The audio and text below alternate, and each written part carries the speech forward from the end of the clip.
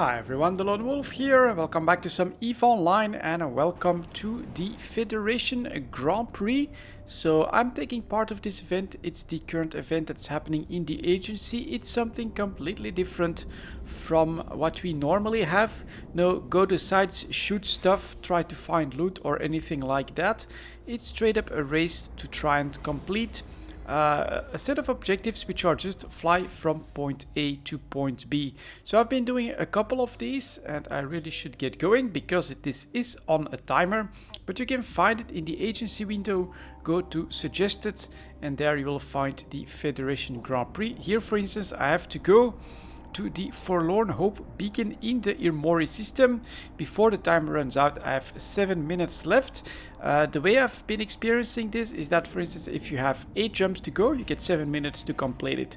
Pretty easy so far to do in an interceptor, which I think is the ship of choice for this event. Maybe the yacht as well, because well, you basically want something bubble immune just in case of having to go to through nullsec, which is what I had to do for my very first one.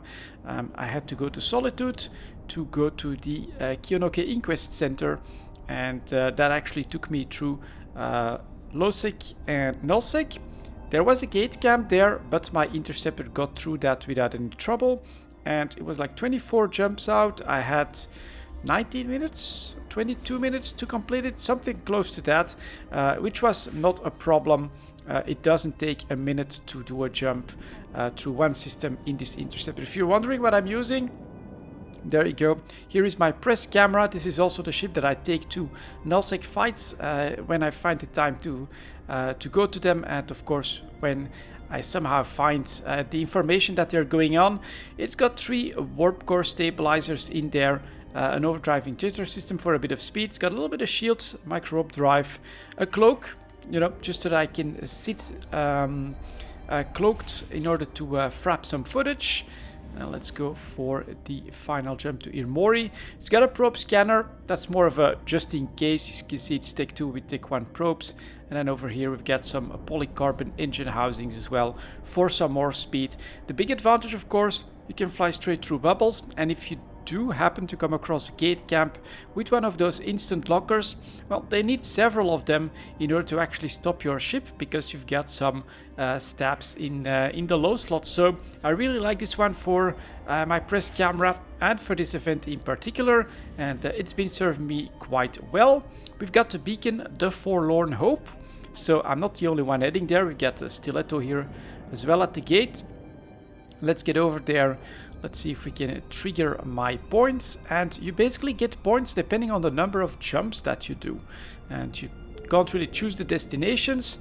That is just you know, chosen by the event itself. So there we go, lots of people here in the Forlorn Hope. It's actually the wreck of a Minotaur Titan. Pretty damn cool.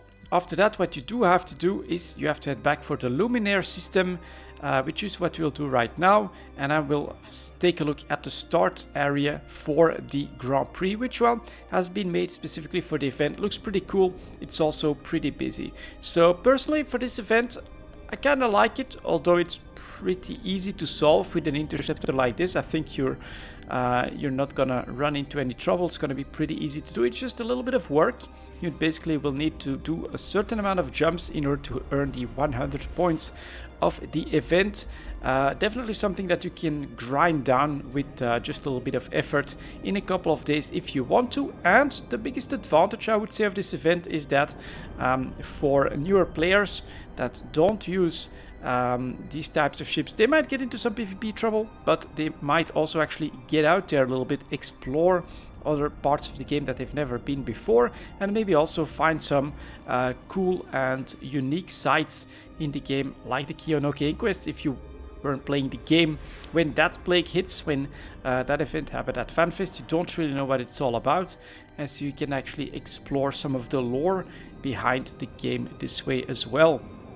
Lots of victory luxury yachts as well. I think that price could be quite interesting to take a look at. During EVE Talk, it's the nullified ships. It's just so much easier in case of gate camps, in case of bubbles. This is just going to allow you to just run through this event really without having to worry about much of anything. So we are heading back. We've got another 10 jumps to go. You can clearly see here as well that even on the longer jumps, your interceptor will very easily make those timers. One thing, sure, you want to speed it all up a little bit. You want to, get those 100 points as quickly as possible. You can get implants, you can get better fits, you can get, maybe even, you might actually even risk an Angel Cartel ship for even more speed. I've heard some people look into the Leopard. I mean, that's 100 million ISK. I'm not sure I would want to throw that away for a non-nullified ship. But on the other hand, you can decide to not take the next target if it's, for instance, true or in low sec or in null sec, and you're a bit afraid of the gate camps. Just wait out the timer, take the next one, and the Leopard is super fast. That might actually be another really efficient way of running this event. Instead of going for a nullified ship, take the Leopard, stick to the high sec destinations. There's still smart bombs to consider. I mean, it's pretty expensive shuttle. When people see it, they do want to take it out, even if it doesn't have anything in the cargo bay. That's been my experience. I used to run my BPC errands from Dital to Cheetah in a Leopard until one day I undocked, someone blew me up, and I was actually empty. So it's just worth it. It's so low HP. It's such a high value that you do make yourself a target. Lots of stuff that we're seeing here are, of course, stilettos, synesis as well. I've seen a couple of people run with these. Rifter, Malediction. There's a Leopard. It's already gone. It's so fast. It's really pretty good. The Dramiel, that's what I was thinking about. That actually has an innate warp speed. That's better than an interceptor. Again, also an option, beam out the Dramiel, get some implants, stick to high sec to avoid the gate camps because you're not nullified, but it's definitely an option as well. I don't mind. I had to do one trip, 5 jumps through null sec, 2 low sec jumps in order to get to Solitude, but I felt fully confident to run through them in this interceptor myself. One thing that I did do, empty jump clone. So if I look at my augmentations, got nothing except for the golden pot, which I always have on me. You never know. You can get smart bombed. You can actually be very unlucky in the gate camp, something like that. Don't want to lose implants on this event, so that is something that I did do.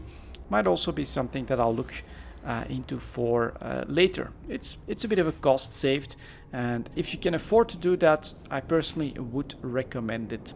So let's go to Ophe. Get a couple more jumps to go until we go to Luminaire. And maybe one disadvantage, there's no real action here. There's nothing all too special about this event. It's just go to a point, go back to the starting point, go to another point, and keep repeating for up until you've got all the rewards that you want. That's really all there is to this event. It's a nice change of pace. And as I've said, the biggest advantage I think is for newer players, people that don't know too much about the game. They'll have a chance to explore new areas, aspects of the lore that they may not know, and things like that.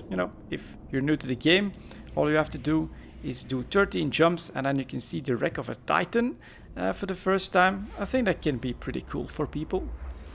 So off we go, a couple more jumps, and then I can show you guys the starting area. We'll see where we have to go next, but basically that is the event, the Federation Grand Prix. Maybe I'll show this to you guys as well, the rewards. So we've got up to 100 points. I've done a couple of trips and I've got 10 points. I've got my first container, so you've got another one, but you don't really see what's in these, I don't think, if you click on them. So I can't exactly tell you the rewards, but if I'm not mistaken, there are some skins and probably some apparel in there. Maybe there's some boosters. Not exactly sure. We'll have to look at that as we continue on the event. So just a little bit more. Now there's an incursion here, but really in a fast little frigate or interceptor, that's not going to be a problem. And again, Dramiels, also rookie ships. I was watching Marky Dragon stream at first. He was also taking part in this event. I was actually trying to get through the difficult parts in rookie ships. You've got also shuttles. Man, Castle Diplomat shuttle, isn't that worth something? Shuttles are being used a lot as well. Take one frigates. So there's lots of people depending on your skill points, which in my opinion is a nice indication that this is pretty accessible and that people are indeed running them. Pacifiers, saw that in a channel as well. That could be pretty cool to use just to try to get through the gate camps, because you're so tanky with that. But once you get to Luminaire, this is your target. There's actually a beacon for Federation Grand Prix. Let's go within 0. Jackdaw as well. Yeah, the luxury yachts, that one is super popular as well. The travel ships, they have their time to shine. Would have been a good time to buy a couple of interceptors last week, I think. These probably have gone up in price. And there we go. We are back at the starting line. You can see the activity here. There's definitely quite a lot of people. And then you just need to wait a little bit. Maybe get close enough to the beacon. I'm not sure if that's actually needed, but last time it felt like it was. So here's the beacon. I'm at not within 2,500, so let's approach that a little bit, like that. And then now warp to the Minotaur sculpture beacon in the Pator system. The way I go is I just do this. Pator. Autolink solar system. Set destination. So just 11 jumps to go. Let's get started on that. And then for the timer, you do have to go to the agency window.